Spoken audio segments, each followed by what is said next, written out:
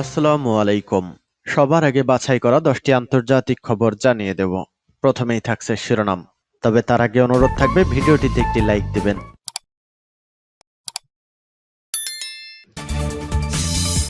জানিয়ে দেব সর্বশেষ আপডেট আন্তর্জাতিক সংবাদ। শুরুতেই শিরোনাম। রুশ ক্লাস্টার বোমায় ছাড়খাড় ইউক্রেন, এবার আত্মসমর্পণ জেলেনস্কির।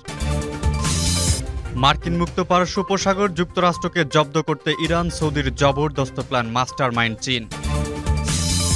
এবার মস্কো কিয়েভ শান্তি চুক্তি নিয়ে যে প্রস্তাব দিলেন লুকাশেঙ্কো। আল কাত্তার কালিতে রাঙছে রণতরী, রাতের অন্ধকারে কোন দেশে হামলার ছক পুতিনের। জাতিসংঘকে যুক্তরাষ্ট্র, ব্রিটেন, ফ্রান্সের আহ্বান, ইউক্রেনে ইরানি ড্রোন ব্যবহারের ব্যাপারে তদন্ত করতে হবে। সর্বশেষ জানিয়ে দেব পাকিস্তানের জঙ্গি হামলায় মেজর সহ 4 সেনা নিহত। এতক্ষণ শুনছিলেন সংবাদ শিরোনাম, এবারে বিস্তারিত। আজকের সংবাদ সম্পর্কে আপনার মূল্যবান মতামত কমেন্ট করে জানিয়ে দিন। জানিয়ে দিন কোন স্থান থেকে আমাদের সংবাদ শুনছেন এবং দেখছেন।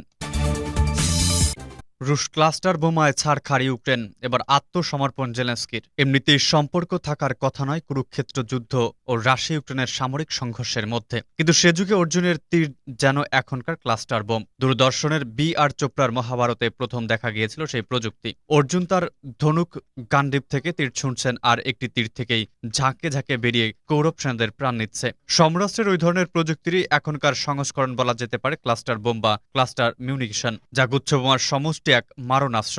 শূন্যে বা মাঝ আকাশে ওই অস্ত্র ফেটে গিয়ে শয়ে শয়ে বোমা বেরিয়ে বিশাল এলাকা জুড়ে আঘাত হানে। মাস ডিস্ট্রাকশন বা গণনিধন যজ্ঞ ঘটানোর অস্ত্র। রাশিয়া ও ইউক্রেন যুযুধান দুপক্ষের সেনা এই অস্ত্র ব্যবহার করছে এবং তাতেই ইউক্রেনের বহু নিরীহ মানুষ নিহত হয়েছেন বলে হিউম্যান রাইটস ওয়াচ বৃহস্পতিবার তাদের একটি রিপোর্টে জানিয়েছে।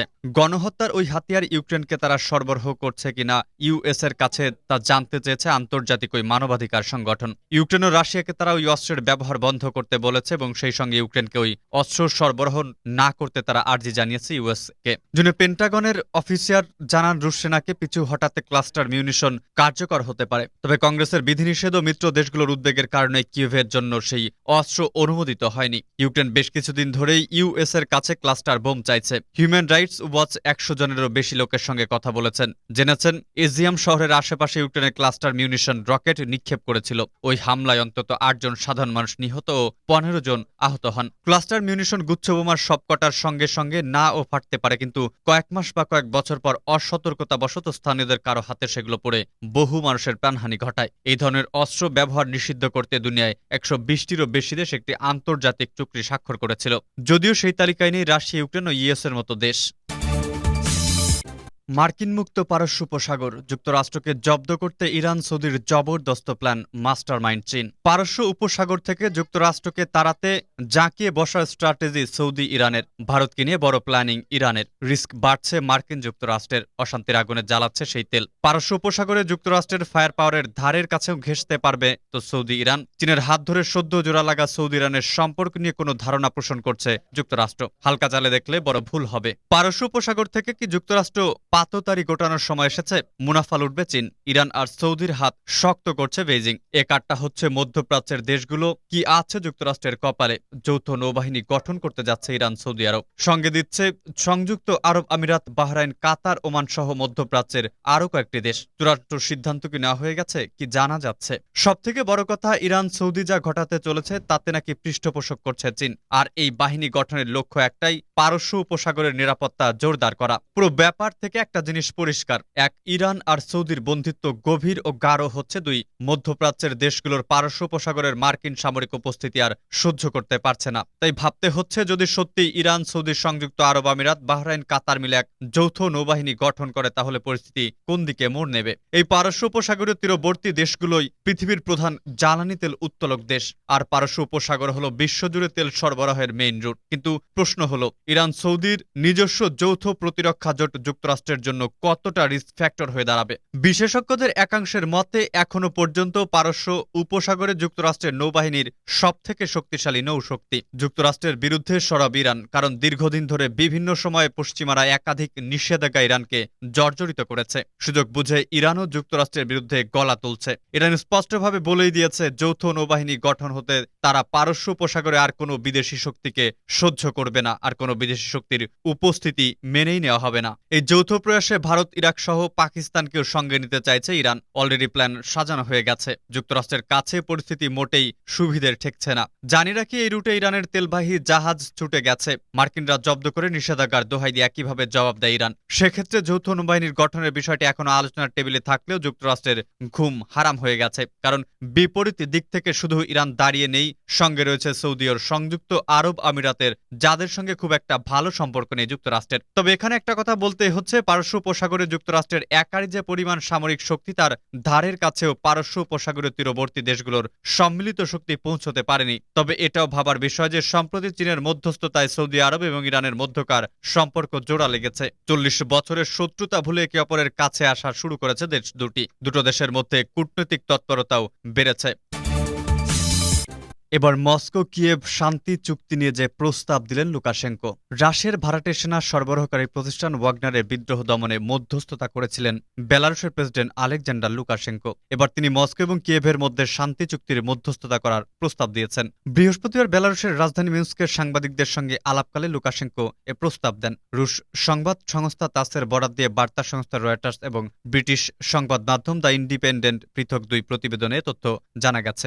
বেলারুশের প্রেসিডেন্ট বলেন, মস্কো এবং কিয়েভের যদি প্রয়োজনীয়তা অনুভব করে তবে আমি মধ্যস্থতা করতে প্রস্তুত। তিনি আরো বলেন, ইউক্রেন একটি কানাগলির শেষ মাথায় পৌঁছে গেছে, তবে এখনো সময় এবং উপায় রয়েছে একটি রাস্তা খুঁজে নেওয়ার। রুশ ভাড়াটে বাহিনী ওয়াগনারের প্রধান ইভজেনি প্রিগোজিন রাশিয়াতে অবস্থান করছেন বলে জানিয়েছেন বেলারুশের প্রেসিডেন্ট। কিন্তু প্রিগোজিন বা রুশ কর্তৃপক্ষ কেউই বিষয়টি নিশ্চিত করেননি, তাই তার অবস্থান নিয়ে ধোঁয়াশা তৈরি হয়েছে। আলেকজান্ডার লুকাশেঙ্কোর বক্তব্যের পর ওয়াগনারের সদর দফতরে অভিযান চালায় রাশিয়ার পুলিশ। উদ্ধার করে ছদ্মবেশ ধারণের একাধিক উপকরণ ও নির্যাতনের হাতিয়ার সহ নানা কিছু, কিন্তু অভিযানে প্রিগোজিনকে পাওয়া যায়নি। এর আগে গত 23 জুন ওয়াগনার গ্রুপ রাশিয়ার বিরুদ্ধে বিদ্রোহ ঘোষণা করে। এমনকি ইউক্রেনের যুদ্ধক্ষেত্রে ছাড়া তারা রাশিয়ার প্রবেশ করে সীমান্তবর্তী একটা সেনাঘাঁটিও দখল করে নেয়। পরে অবশ্য বেলারুশের প্রেসিডেন্ট আলেকজান্ডার লুকাশেঙ্কোর মধ্যস্থতায় বিদ্রোহ থামায় ওয়াগনার। সে সময়কার চুক্তি অনুসারে ওয়াগনার প্রধান প্রিগোজিনকে রাশিয়া ছেড়ে বেলারুশে আশ্রয় নেওয়ার সুযোগ দেওয়া হয়। পাশাপাশি ওয়াগনার বাহিনীর সদস্যদের প্রিগোজিনের সঙ্গে থাকার অথবা রুশ সেনাবাহিনীতে একীভূত হওয়ারও প্রস্তাব দেওয়া হয়।